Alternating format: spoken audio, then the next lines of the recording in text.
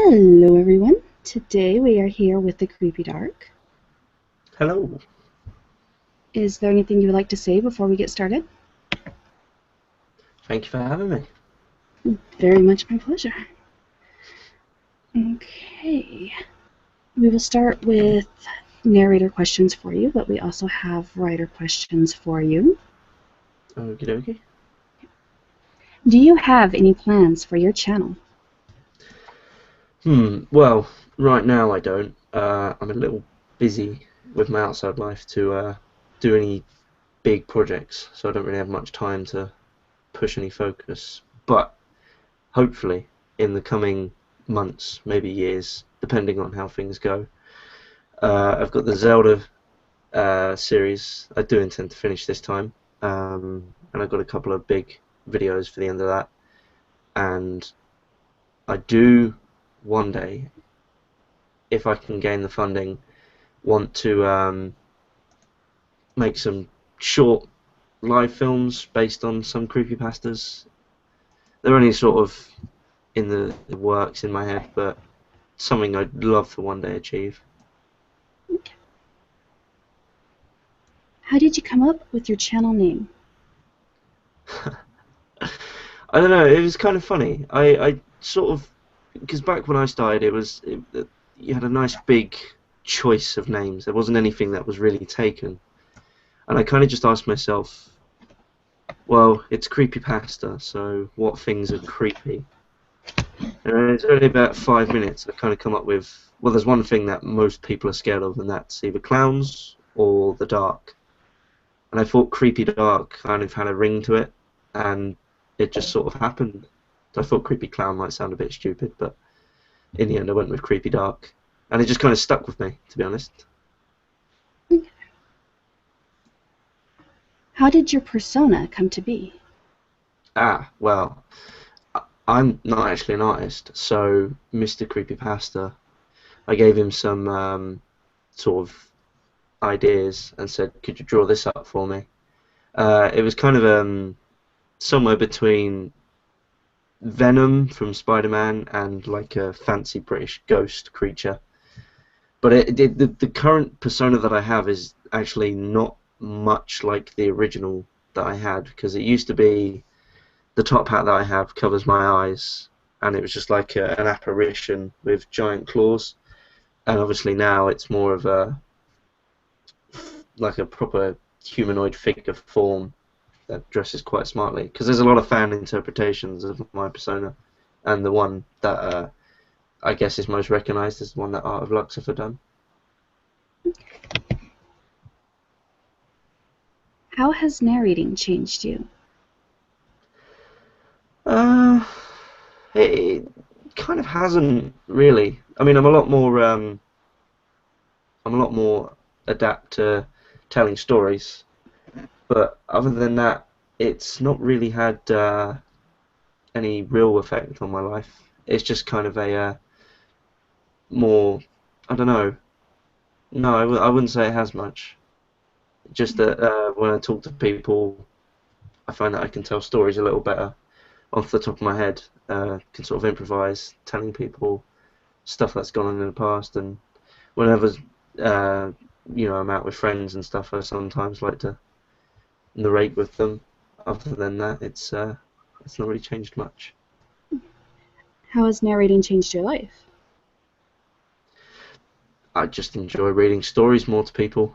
Uh, you know, because I do this a lot and I read so many stories. When I talk to people, I find that I enjoy storytelling a lot more than I used to. Like a few years ago, before I started doing this, it was telling a story to someone was just talking to someone. But now I kind of get a lot of enjoyment out of telling a story to someone, whether it be just something that happened last week, or dictating a important moment from my life to someone, or just reading a story from a book to someone. I find a lot more enjoyment from it. Why did you start narrating? It was a case of being extremely bored one afternoon. I'd kind of made my way through Mr. Creepypasta's videos at the time, and I'd sort of run out of things to listen to, and I thought I'd quite like to have a go myself, because I'd always kind of wanted to do something on YouTube. I'd always wanted to find a way to become a YouTuber, and I thought I could do this, you know. So I cracked out my iPod, and that was it. I went from there. But it was literally just a case of I was quite bored one afternoon. What creepypasta do you want to narrate, but are having trouble doing so? Russian sleep experiment is one I've always had some internal struggle with, because it's one of my all-time favourite pastas, but it's also one of the most overdone. It's quite famous for being overdone, well, as far as I'm aware. But the only way I could do it, really, I mean, I've had a crack at it a couple times, but I just can't bring myself to do it unless I can find a way to make mine stand out from everyone else's. It really does trouble me because it's one of my all-time favourite pastas. What creepypasta has made an impact on your life? Most likely Jad Usable's Ben story, and I know I'm probably going to get a lot of critique for that, but it was the very first creepypasta I read, long, long before I knew what creepypasta was, and it's the first story I'd ever read that kept me up at night to the point that I literally did not get a wink of sleep. And it kind of was my branch way into the creepypasta world, but equally, the my dead girlfriend keeps messaging me on Facebook story from No Sleep has also had a bit of an impact, because that was the story that gave me the push into moving into writing as well as narrating. So they both kind of had quite an impact on me personally. What creepypasta will you not narrate? Jeff the Killer is one I will always try and avoid with the best intentions. I did one video on it about 2 years ago now, and I got a lot of hate from it, and decided on that day that I would not do any more Jeff the Killer related videos, particularly the main Jeff the Killer story. Okay. That is it for questions for you as a narrator, and the next set is for you as a writer. Okay, okay. Which creepypasta do you wish you had been the one to write? Hyping up this story again, Russian sleep experiment. Mhm. For me, that's the one story that just has almost perfect levels of storytelling. The pacing in it is just incredible. The build-up is perfection, like right up to the climax of the story, and then the ending just gave me nightmares for months. And I wish I could achieve that level in anything I write, and it's what I one day strive to achieve. Who is your favorite creepypasta writer? I couldn't possibly choose. That wouldn't be fair. But I will say this: there are two mainstay authors on my channel. Aaron Shotwell, who wrote Twin Paradox and The Owl, and Stephen Shorter, who wrote The Other Internet and Chicken Bones. Both absolutely fantastic, incredible writers who are definitely going places outside of creepypasta. And I recommend fully that you check their work out, because if you haven't, you are missing out on some truly fantastic stories. Where do you get your inspiration? Um, it's hard to say inspiration-wise, but it's usually just when I read something fantastic. When I read something and I sit down and have to sort of reflect on what I've just read, I generally feel inspired at that point to go, that's what I want to do. I want to write that. I want to write that. I want someone to think that about my works. When I write something, I want someone to sit down at the end and sort of reflect on what they've just read. But that is usually just when I've read something so good is when the inspiration peaks in my mind. Which creepypasta are you most proud of writing? I've only released one creepypasta at the moment, which is my post-Wood story, which I am actually very, very proud of. Um, it took me about a year to write to get it to the finished stage after so many changes. But I'm really proud of the way it turned out, and hearing someone narrate it a while ago, Zero, just made me think that wasn't actually a bad story. I was very proud of it. But I've got a couple more in the work that I think might top it.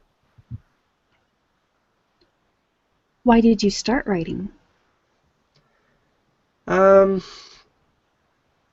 the first thing I ever wrote was a feels pasta, and it was kind of just to overcome some troubles in my life. I was sort of feeling a bit down, and I didn't really know how to get over it. And someone suggested, you should try writing stuff down on paper and just get your feelings out. And what turned into the feels pasta, what happens when you die, and then from that, the post would have the same sort of beginning. It was just a way to get some feelings out, and ended up turning it into something, of a medium of entertainment.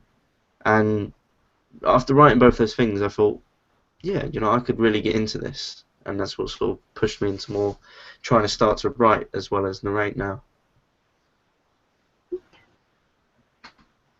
What is the earliest story you remember writing? I couldn't tell you. I mean, I'm sure as a kid that I probably wrote plenty of bits and pieces, but nothing of any significance. So the earliest thing that I properly remember writing was at school about, it must have been nearly 5 years ago now. It was a English project. It was a story about the end of the world, uh, but it was all to do with the number 42 because I had a little bit of an obsession with Hitchhiker's Guide at the time. So I tried to, I don't know, it was just a project. It wasn't very good, I remember that, but it got me a grade in school. That's the earliest thing I remember physically, fully writing. Where do you see yourself going with your writing career? I don't think I'm going to go anywhere as a writer. I mean, don't get me wrong, if I could, I'd love to make probably like an anthology book of short horror stories, but I mean, my niche seems to be more as a narrator than it does as a writer, so I don't think I could ever actually make a career out of it. But there's no harm in trying, I suppose. But I think ultimately, if I were to take writing a bit more seriously, I'd love to write a short anthology of horror stories. And we are on our last question. What is a fun fact about yourself? Despite being British, I'm not overly fond of tea, actually. I don't enjoy tea nearly as much as I probably should. Okay. Uh, well, since that is it for the questions, is there anything you would like to say before we wrap this up? If any of my fans are here, I just want to say quickly, I'm really sorry that I haven't been doing many videos lately and that I didn't finish the 31 days thing. I just got really, really ill and could not physically narrate. My voice was just gone, my throat was swollen. But I will be I will be finishing those stories in the days to come. They will be all done before the end of the year. They're all plotted out, etc., etc. And there are more videos coming more regularly. And I know I keep saying this, but trust me, it's going to happen. And I'm sorry. Okay. Well, that is it for the interview. Thank you so much for allowing me to interview you. That's all right. Thank you for having me. It's been a great time. Okay. All links and details for The Creepy Dark will be in the description below, so if you're not already subscribed, make sure to go check out his channel and subscribe. And we will talk to everyone later. So, bye everybody. You're supposed to say bye. Oh, I did. Sorry. Bye. I start waving.